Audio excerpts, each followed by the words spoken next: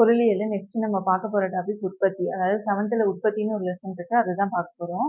இப்போ வந்து என்னன்னா, பொருளாதாரத்துல 2 முக்கியமான செயல்கள் என்னென்னன்னு குடுத்துருக்காங்கன்னா, உற்பத்தி, நுகர்வுன்னு குடுத்துருக்காங்க.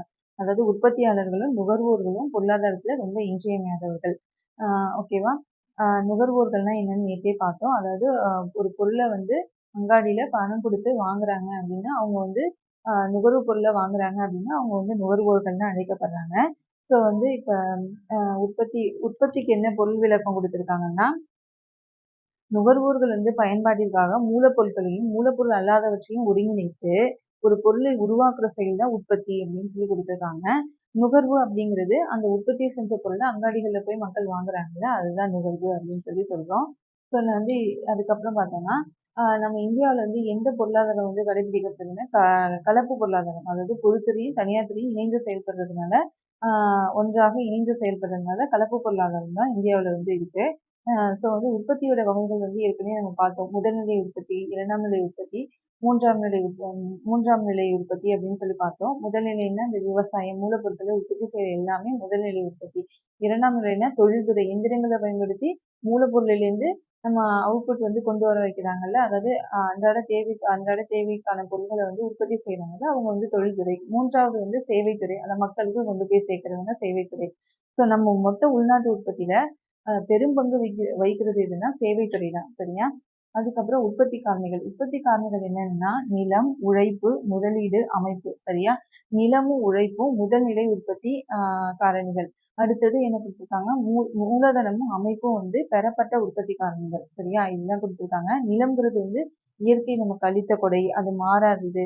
இடம்பெயரக்கூடியது இல்ல. ஸோ ஆற்றல் வாய்ந்தது. இது வந்து ஒரு முதன்மையான உற்பத்தி காரணி, அழிவில்லாதது அப்படின்னு சொல்லி நிலத்தை பத்தி குடுத்துருக்காங்க. அடுத்து உழைப்பு. உழைப்புன்னு எடுத்துக்கிட்டீங்கன்னா, அது ஒரு உள்ளீடு. சரியா? துன்பத்தை கருதாமல், கைமாறு எதிர்பார்த்து, முழுமையாகவோ, பகுதியாகவோ உடல் மற்றும் மனதால் பயன் கருதி மேற்கொள்ளப்படும் ஒரு முயற்சியே உழைப்பு அப்படின்னு சொல்லி ஆல்பர்ட் மார்ஷல் வந்து சொல்லியிருக்காரு. ஸோ ஆடம் ஸ்மித் வந்து தன்னோட புக்ல, அதாவது நாடுகளின் செல்வமும் அவற்றை உருவாக்குகின்ற காரணிகளும் அப்படிங்கிற ஒரு புக்ல வந்து வேலை பகுப்பு முறையை பத்தி சொல்லியிருக்காரு. அதாவது ஒரு வேலையை வந்து ஒரு ஆளே செய்யாம, அதை வந்து பல்வேறு உட்பிரிவுகளா பிரிச்சு, ஒரு ஒரு உட்பிரிவுக்கும் ஒரு உழைப்பாளி அல்லது உழைப்பாளியோட குழுக்களை அமைச்சு, அந்த வேலையை வந்து பகிர்ந்து செய்யறது தான் வேலை பகுப்பு முறை. அதை பத்தி சொல்லியிருக்காங்க. அதோட நன்மைகளை பத்தி சொல்லியிருக்காங்க ஆடம் ஸ்மித். அதுக்கப்புறம் வந்து மூலதனம் அப்படிங்கிறது என்னன்னா, செல்வத்தை உற்பத்தி செய்வதற்காக ஒதுக்கப்பட்ட ஒரு செல்வம் தான் மூலதனம் அப்படின்னு சொல்லி சொல்றாங்க. அதுக்கப்புறம் அமைப்பு அப்படிங்கிறது தொழில் முனைவோர் என்டர்பிரினர் அப்படின்னா என்னன்னா, அதாவது மற்ற காரணிகள் இருக்குல்ல, நிலம், உழைப்பு, முதலீடு போன்ற காரணிகள் வந்து ஒருங்கிணைத்து செயல்படுறவங்க தான் தொழில் முனைவோர். இந்த காரணிகளை சரியான முறையில பயன்படுத்தி இதழ்களை பொறுத்து உற்பத்தியை அதிகரிக்க முயல்றவங்க தான் தொழில் முனைவோர் அப்படின்னு சொல்லி சொல்றாங்க. ஸோ வந்து இதெல்லாம் பார்த்தாச்சு. இப்போ book back question and answer பார்க்கலாம். இப்போ வந்து என்ன உற்பத்தி என்பது ஃபர்ஸ்ட் கேள்வி பாருங்க. உற்பத்தி என்பது புக் இருந்தா நீங்க புக்கை கையில வச்சுக்கிட்டீங்கன்னா ஈஸியா இருக்கும். ஸோ உற்பத்தி என்பது ஆன்சர் வந்து பயன்பாட்டை உருவாக்குதல். ஓகேவா? உற்பத்தி என்பது பயன்பாட்டை வந்து உருவாக்குறது. அதுக்கப்புறம் பயன்பாட்டின் வகைகள் வந்து மேற்கூறிய அனைத்து வடிவ பயன்பாடு, கால பயன்பாடு, இட பயன்பாடு இது எல்லாமே வரும் மேற்கூறிய அனைத்தும். அடுத்து உற்பத்தியின் மூலம் பொருட்களை பிரித்தெடுக்கும் தொழில் வந்து முதன்மை உற்பத்தி. சரியா? அடுத்து முதன்மை காரணிகள் என்பது நிலமும் உழைப்பும். அதுக்கப்புறம் தொழில் முனைவோர் என அழைக்கப்படுபவர்கள் அமைப்பாளர்கள். அதுக்கப்புறம் டேஷ் என்பது பண்டங்களின் விருப்பங்களை நிறைவு செய்யும் சக்தியாகும்.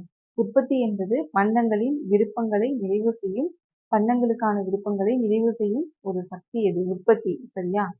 பெறப்பட்ட காரணிகள் என்பது டேஷ் மற்றும் டேஷ். பெறப்பட்ட காரணிகள் எது? மூலதனமும் முதலீடும் அமைப்பும். சரியா? டேஷ் என்பது நிலையான அளிப்பினை உடையது நிலம். டேஷ் என்பது மனித உற்பத்தியில் ஒரு இடுபொருள். மனித உற்பத்தியில ஒரு இடுபொருள் எதுன்னா உழைப்பு. சரியா? டேஷ் என்பது பல்வேறு பண்டங்களின் உற்பத்தி செய்திட மனித முயற்சியால் உருவாக்கப்பட்டதுன்னா மூலதனம். ஓகேவா? மனித முயற்சியால் உருவாக்கப்பட்டது மூலதனம் கிடையாது, அமைப்பு. அமைப்பு என்பது பல்வேறு பண்டங்களை உற்பத்தி செய்கிற மனித முயற்சியால் உருவாக்கப்பட்டது அமைப்பு. சரி, அடுத்தது பாருங்க. பொறுத்துக. முதன்மை உற்பத்திக்கு வந்து நேரா மீன் பிடித்தல் சுரங்க தொழில் வரும். கால பயன்பாடுக்கு நேரா எதிர்கால சேமிப்பு வரும். நாடுகளின் செல்வம்க்கு நேரா ஆடம் ஸ்மித் வரும். அவர் எழுதின புக்கு. மனித மூலதனம்க்கு எதிராக என்ன வரும்னா கல்வி, உடல் நலம் வரும். அதான் மனிதனோட மூலதனம்.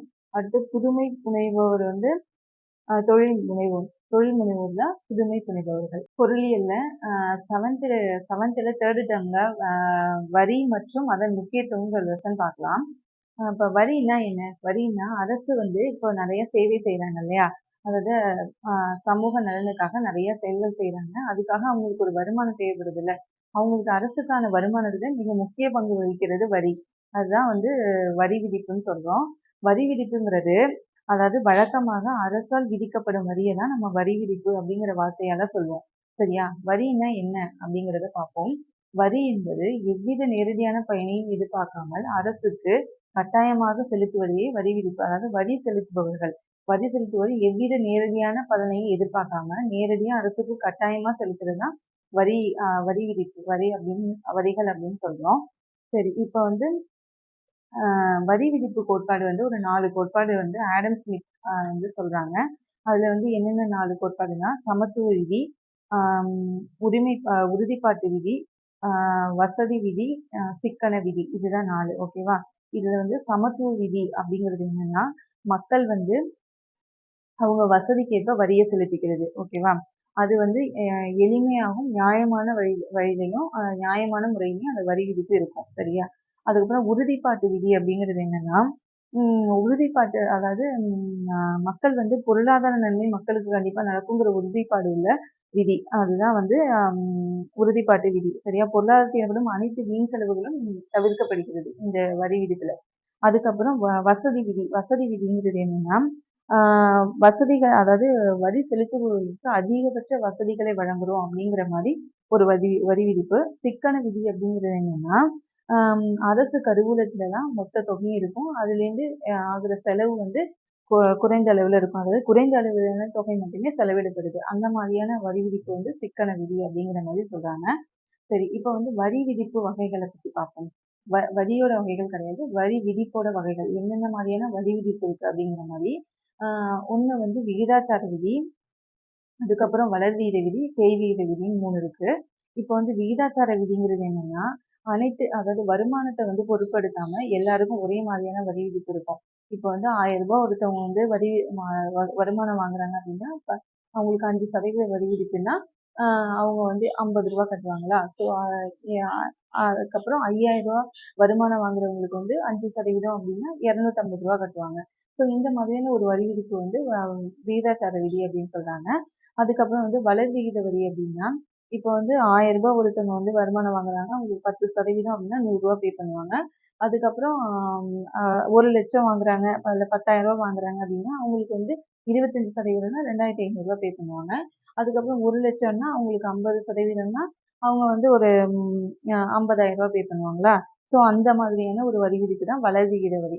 அந்த மாதிரி வரும். தேய் விகித வரினா என்னன்னா இது வந்து வளர் விகிதத்துக்கு ஆப்போசிட் ஆனது.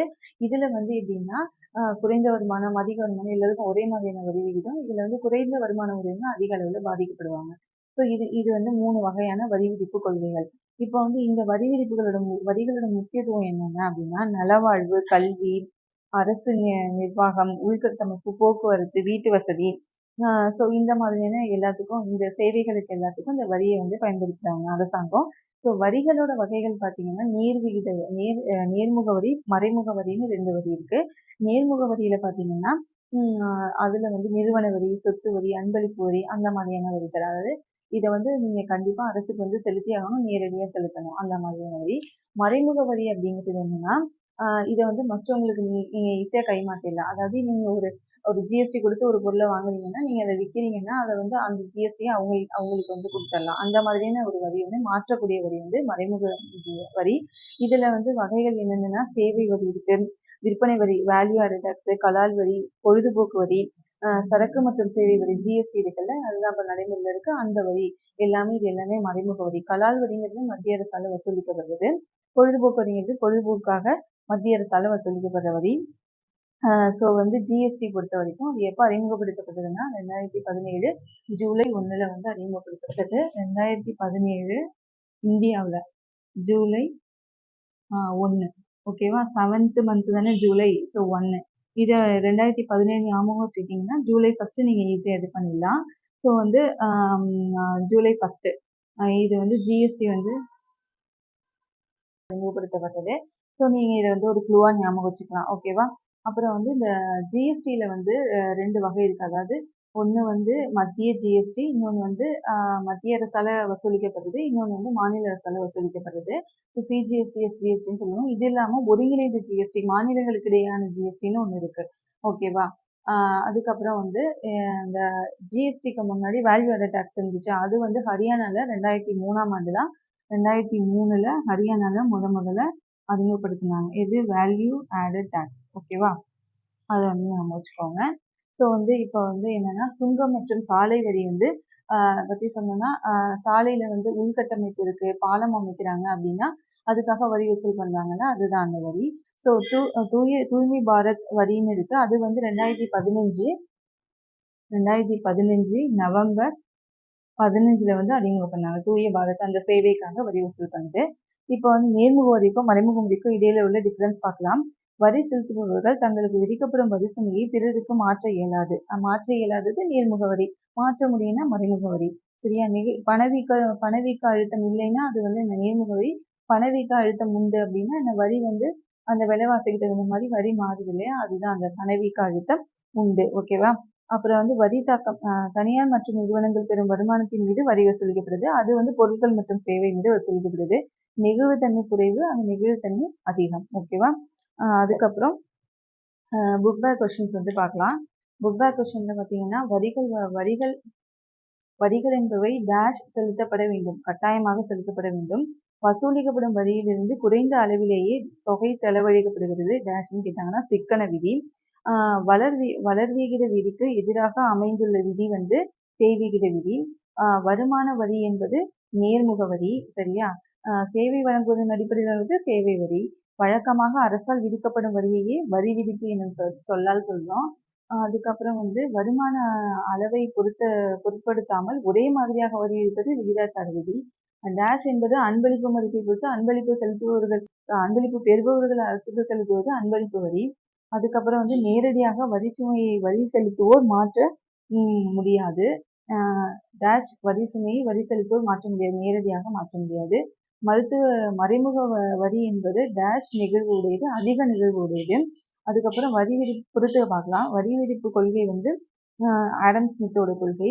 சொத்து வரிங்கிறது 2வது நேர்முக வரி.